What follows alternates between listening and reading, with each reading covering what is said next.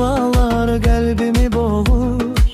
Gözlerim her yerde seni axtarır.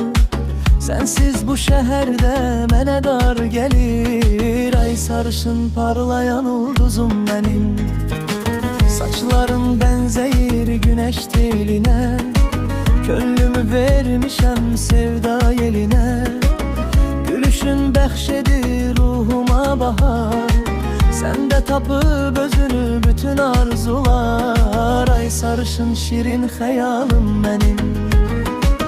Dodağın gönçedir, bakışın ateş.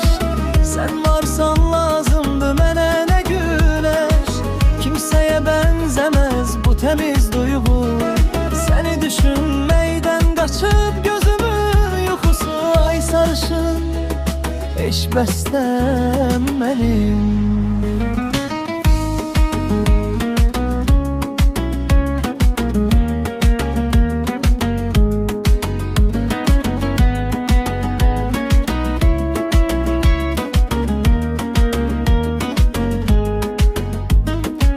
Yollarım uzanır senin izinle.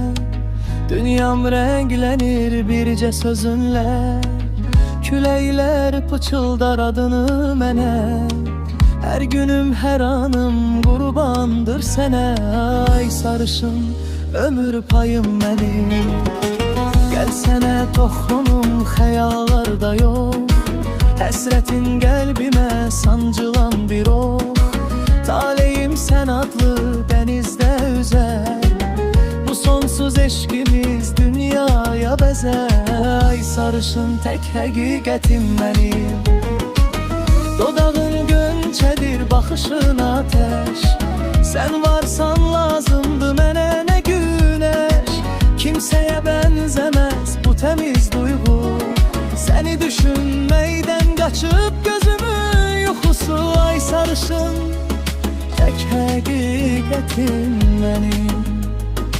Ay sarışın tek hakikatim benim.